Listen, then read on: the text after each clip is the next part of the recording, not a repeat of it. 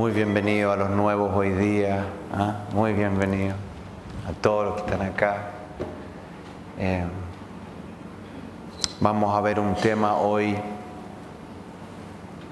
que es muy importante, que es precioso y que tiene gran importancia en estos tiempos, pero ha sido un sello claramente de Jesucristo y la iglesia primitiva en su trato con los enemigos. Y el título hoy se llama Venciendo a nuestros enemigos. Oremos. Padre, te damos gracias por poder juntarnos libremente en nuestro país para alabarte a ti, Señor.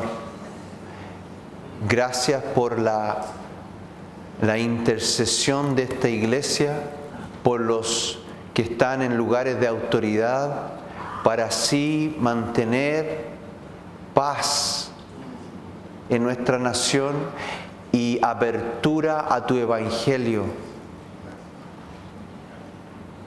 Padre, pedimos por nuestras amadas iglesias en Haití que se enfrentan con diferentes pruebas, por nuestra amada misión y orfanato. Pedimos por España, que tiene otra condición, donde la iglesia constantemente está siendo perseguida, pero que tú, Señor, has levantado en Segovia gloriosamente y como testimonio para las autoridades y para toda la comunidad. Y en León, Señor, gracias por lo que viene, una iglesia robusta y poderosa. Padre, me dispongo para hablar de esto que tú enseñaste, Jesucristo. Espíritu Santo,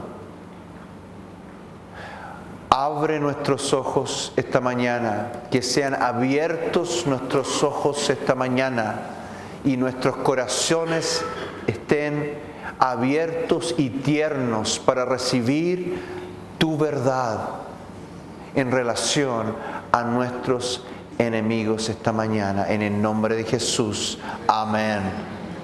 Y cuando menciono enemigos, no estoy hablando de nuestra guerra y nuestra batalla contra Satanás, sino que aquellos que nos ofenden. Hoy nosotros vivimos en tiempos difíciles, donde el individualismo y el materialismo ha llevado a que nuestra sociedad sea una sociedad violenta, altiva, insensible. En eso nos encontramos nosotros aquí, que somos parte de esta capital estresada, muchas veces agresiva. Nosotros acá llamados a extender la luz y el amor de Dios. Estos tiempos son más difíciles y más violentos que nunca, porque nos enfrentamos a una nueva sociedad hipnotizada por las tecnologías, donde la indiferencia y la hostilidad ya es común, aceptada en las calles, los colegios, universidades, no nuestros colegios, gracias Señor, metros, micros, donde sea. ¿Y nosotros qué? ¿Y nosotros qué en medio de todo esto que nos toca a diario? Si pueden abrir sus Biblias a Lucas capítulo 9, versículo 15. El Señor va a Jerusalén en este pasaje y ya se aproxima el tiempo de su sacrificio. Él sabe lo que le espera. A esto ha venido y le pesa. Y dice en Lucas 9, versículo 51, cuando se cumplió el tiempo en el que había de ser recibido arriba, afirmó su rostro para ir a Jerusalén. Tremendo. Tiempo donde seguramente necesitaba todo el apoyo de sus discípulos. Y envió mensajeros delante de él, los cuales fueron y entraron en una aldea de los samaritanos para hacerle preparativos. Mas no le recibieron, porque su aspecto era como de ir a Jerusalén.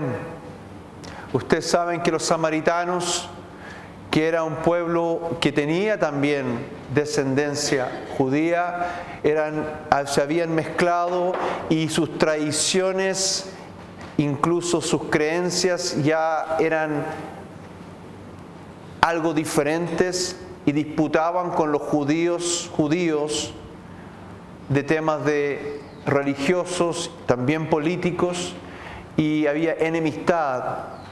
Y una de las temáticas era el lugar de adoración. Al ver que ellos van a Jerusalén, que era el lugar donde iban los judíos, no le reciben. Viendo estos discípulos, Jacobo y Juan dijeron: Señor, ¿quieres que mandemos que descienda fuego del cielo como lo hizo Elías y los consuma? Jesucristo, que venía a predicar un evangelio de salvación y que había enseñado a estos hombres ya 3 años de convivencia, discipulado. Y los discípulos dijeron: bueno, han ofendido a nuestro Señor, a nuestras labores, no la han reconocido. Conocemos las escrituras de cuando Elías enfrenta al rey Josías, que manda un capitán con sus 50 y Elías manda fuego y toda esa historia del Antiguo Testamento. Entonces, lo mejor que podríamos hacer es consumirlo con fuego. Y así conseguimos habitaciones para la noche. Entonces, volviéndose él, los reprendió, diciendo: vosotros no sabéis de qué espíritu sois, porque el Hijo del Hombre no ha venido para perder las almas de los hombres, sino para salvarlas. Y se fueron a otra aldea. Estos hombres eran cercanos a Jesús, celosos por lo recto y lo justo, conocían las Escrituras, pero no tenían el corazón de Cristo.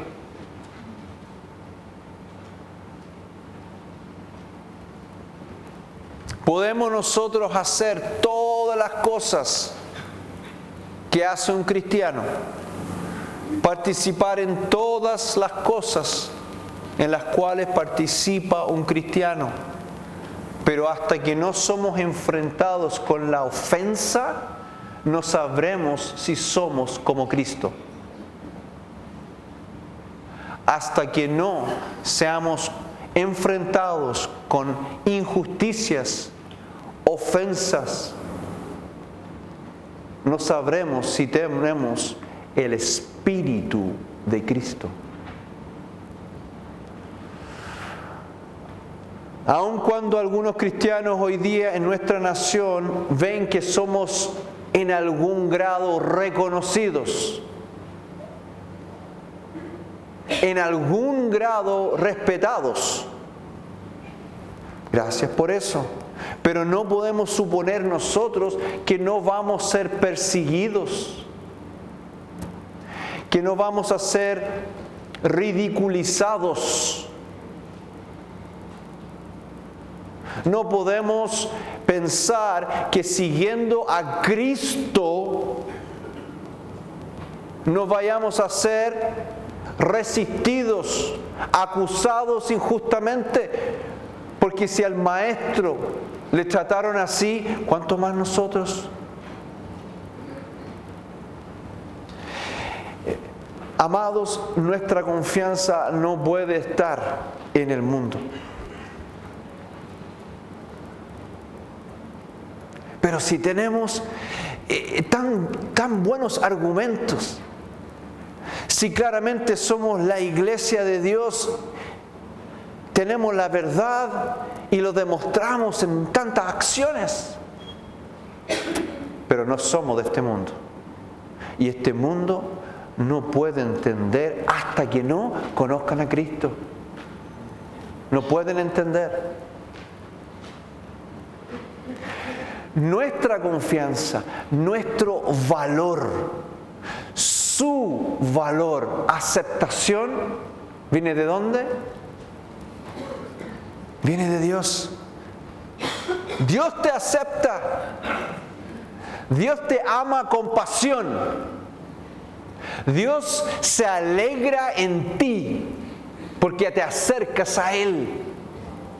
Dios te ha puesto un valor, ha dicho, ellos, mi hijo, los amo los dos, pero si tengo que entregar mi hijo, le voy a pedir a Él y Él responde y entrega su vida por nosotros. Ese es nuestro valor, el gran amor de Jesucristo.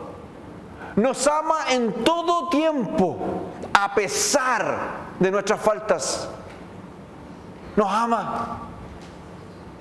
Entonces, nosotros no podemos depender de lo que las personas piensen de nosotros. No podemos buscar aprobación. Ese espíritu humanista donde pone al hombre en lo alto. Y no quiero ser negativo, pero sí una advertencia. Un día te pueden amar y al otro te dejan. Así somos los seres humanos, inconstantes e infieles. Pero su amor es constante y para siempre. Como adorábamos hoy día, nada nos separará del amor de Jesucristo. Nada. Entonces, si alguien me ofende, si alguien miente, mi valor no cambia. ¿Quién soy yo no cambia? Mi alegría y mi gozo está depositado en que Él me ama. Incluso la Escritura dice, cuando os persiguen y mienten y dicen toda clase de mentira de vosotros, ¿cuál ha de ser nuestra actitud? De gozo. Gócense. Gócense.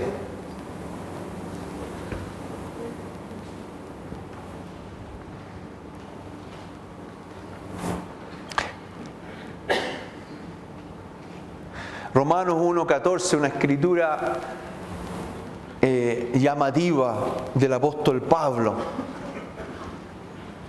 Le escribe a los romanos, una iglesia con una cultura helénica, griega, deseoso de ir a estar con ellos. No es una iglesia que Él ha fundado, pero sí una que Él quiere visitar y confirmar. Y le dice a los griegos, este versículo precioso: a griegos y a no griegos, a sabios y a no sabios, soy deudor.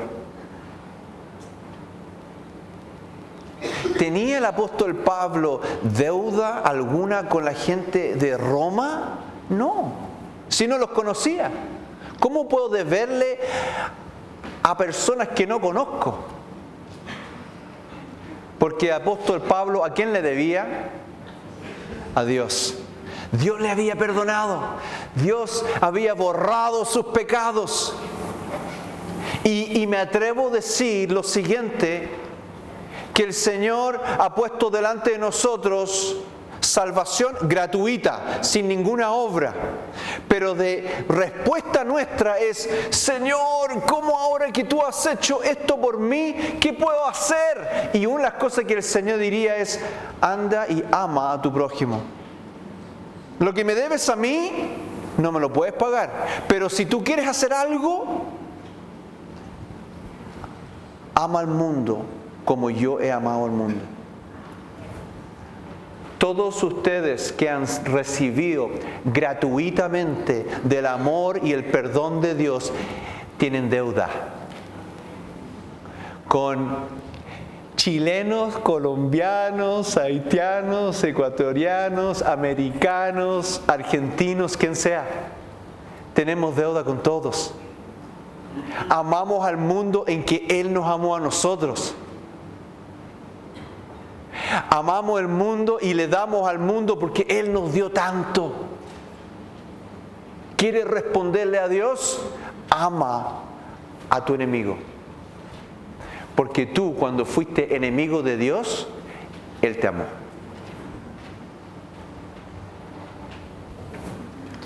Romanos 5:8 dice esto, dice: mas Dios muestra su amor para con nosotros en que aun siendo aún pecadores, Cristo murió por nosotros.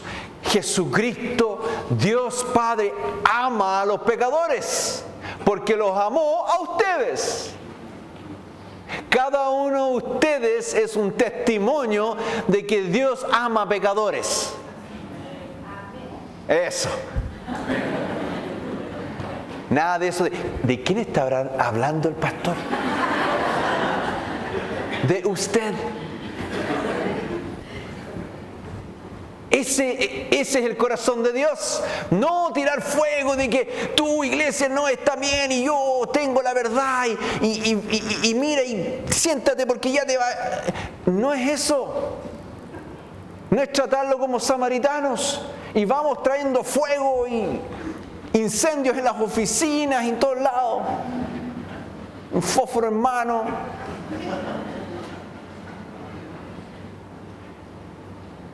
¿Qué hacemos? ¿Qué hacemos? ¿Qué dice la Escritura? Número 1, en Hechos 7:57 vamos a ver la historia del primer mártir, Esteban. Hechos 7:57. ¿Qué hizo Esteban? Fue el primer mártir. Tremendo joven, lleno del Espíritu Santo. Lleno del Espíritu Santo, sabio, que predicaba con autoridad y cerraba la boca de los opositores, pero aún así a ellos y a todos les amó. Y aquí relata en Hechos 7:57 los últimos minutos de su vida aquí en la tierra. Entonces ellos, aquel que hizo cerrar sus bocas, entonces ellos, dando grandes voces, se taparon los oídos y arremetieron a una contra él. Y echándole fuera de la ciudad, le apiedraron. Y los testigos pusieron sus ropas a los pies de un joven que se llamaba Saulo. Y apedreaban a Esteban. Y mientras él invocaba, decía: Señor Jesús, recibe mi espíritu. Y puesto de rodillas, clamó a gran voz: Señor, no les tomes en cuenta este pecado. Y habiendo dicho esto, durmió. Ese joven Saulo, un perseguidor terrible de la iglesia, quizás el opositor más grande que el cristianismo haya visto, porque respiraba amenazas y muerte, y de su propio deseo persigue la iglesia sin tregua. Pero cuando él camino a Damasco se encuentra con Jesucristo, desde los cielos le habla el Señor, le dice: Pablo, dura cosas te es dar, coces contra el aguijón. Y la imagen es ese palo que golpea a los animales para que caminen, y que los animales a veces respondían con patadas, no queriendo ser dirigidos. Y el Señor, por lo que muchos comentaristas comparten, es que le ha estado hablando a él y él no ha querido responder.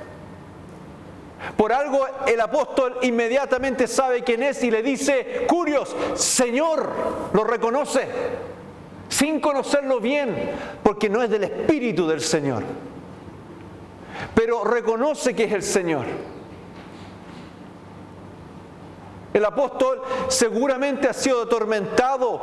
¿Cómo puede ser que ese joven, siendo apiedrado, teniendo tanta sabiduría, siendo un joven tan especial, pero aún así recibe la injusticia nuestra? ¿Cómo pudo perdonarnos? Este hombre de Saulo seguramente no dormía en la noche con la imagen de Esteban muriéndose frente a sus ojos y diciendo esta palabra: perdónalos, perdónalos, perdónalos. La respuesta del apóstol: ¿qué quieres que haga? La muerte de Esteban no fue en vana. No fue en vana. El que él haya amado a su enemigo no fue en vano.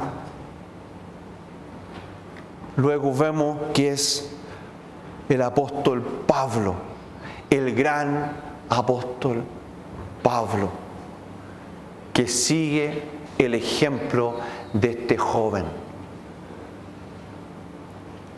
Amados, lo primero es perdonar a las personas que te han ofendido. Perdonar. Probablemente algunos de los que están aquí han recibido tal trato de personas, de familiares, abusos de todo tipo, de los más perversos y malvados. Pero el Espíritu Santo, el que te consuela y te dice: Satanás estaba ahí, pero el Señor te ha sacado de ahí. Perdona. Perdona al abusador, el que te hizo mal, el que te hizo injusticia, el que mintió, el que te dejó mal frente a toda tu familia, el que se apoderó de la herencia que te correspondía a ti y a tus hijos. El que no te consideró cuando estabas enfermo, enferma en cama, perdónalo. No participes en esas tinieblas. Rompe eso, rompe esa cadena para tu propia libertad. Perdónalo. Lo primero. Pero no queda ahí. Segundo, Mateo 5:43.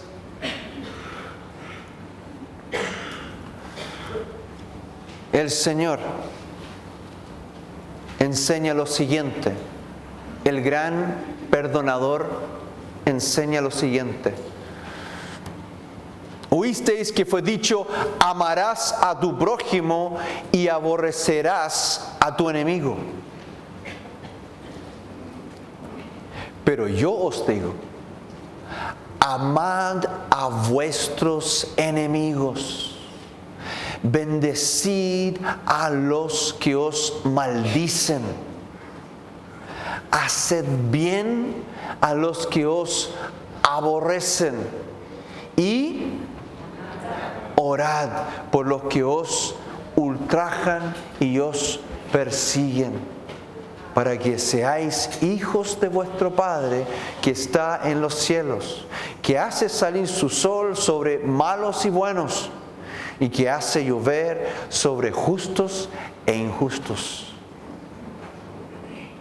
Se están yendo al infierno. Esa persona que te ofendió, lo más probable es que va a pasar la eternidad en el infierno. Yo no quiero que ninguna persona, ni aun aquellos que me han ofendido, traicionado, acusado injustamente, ni aun aquellos que me han abusado, no quiero que vayan al infierno. Yo he sido perdonado, yo he sido salvado. ¿Por qué ellos no van a ser perdonados y salvados del infierno? Entonces oramos por ellos. Señor, yo lo perdono y yo oro por ellos. Oro por aquellos que me han hecho mal. Bendícelos, levántalos, que te conozcan, Señor. Me pongo en la brecha. Me pongo en la brecha por mis enemigos. ¿Acaso eso no fue lo que Jesús hizo en la cruz? Te puso en la brecha por todas las personas, toda la humanidad. Oro por ellos. Así soy hijo de mi Padre. Entonces el Señor mira y dice: aquella es mi hija, está orando por los enemigos. Ah, ese es mi hijo, porque está orando por sus enemigos. Y con esto termino. Perdonarlos, orar por ellos y servirles. Mateo 5:41. Los soldados romanos, porque Jerusalén y toda la región y todo el mundo, que como hubiese dicho un romano en esa época, estaba bajo su imperio. Y ellos comúnmente tomaban a una persona cualquiera y tomaban a un judío y le decían: tú, lleva esa cruz, lleva ese saco, empuja eso, toma esta carga. Y aquí dice: y a cualquiera que te obligue a llevar carga por una milla, ¿qué dice? Ahora no significa devolverte con la carga.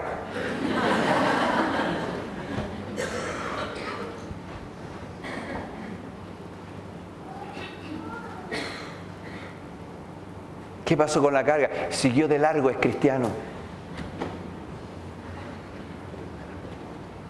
significa ámalo con tu servicio. Me gozo mucho porque hay grupos en casa de la iglesia y animo a todos los que son de esta congregación juntarse en grupos más pequeños. Porque el día domingo es muy importante, pero también los jueves estar en grupos menores que puedan apoyarse, amarse y equiparse para alcanzar a otras personas, sus comunidades, sus barrios. Y hay plantíos, grupos en casa que hoy en día están haciendo evangelismo de siervo.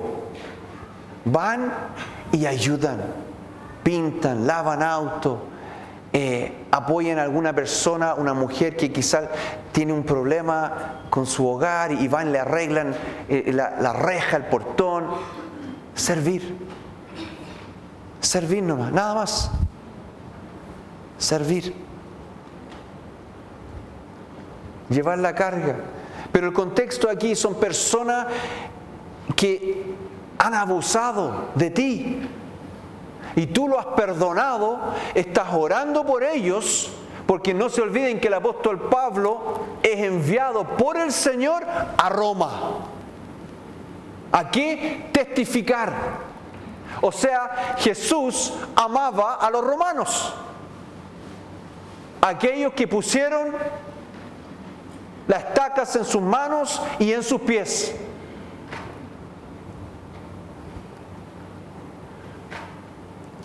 Y de hecho en Romanos 12:20, y con esta escritura termino, así que si tu enemigo tuviere hambre, dale de comer. Si tuviere sed, dale de beber. Pues haciendo esto, ascuas de fuego amontonarás sobre su cabeza. No seas vencido de lo malo, sino vence con el bien el mal. A eso estamos llamados, a vencer nuestros enemigos con el bien. Vencerlos, vencerlos, vencerlos con el bien. Eso es ser luz. Jesucristo venció colgado de la cruz. ¿Quién somos nosotros para tratar de vencer sin ensuciar nuestras manos ni nuestros pies?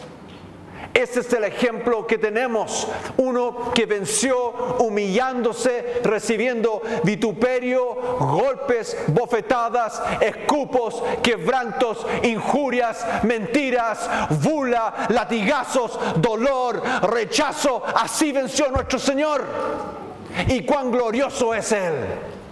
Porque ahora está sentado a la diestra del Padre, que significa en toda autoridad. Nosotros también somos llamados a vencer a nuestros enemigos con el bien. Amén. Amados, así conquistamos.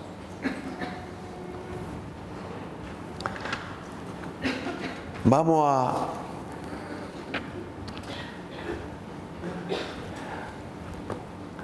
a orar. Y espero que el Señor haya puesto personas en su cabeza, en su mente, para perdonarles, orar por ellos, por su salvación, y después servirles. Que el Espíritu Santo les guíe. ¿Quién? ¿Cómo? Todos los detalles.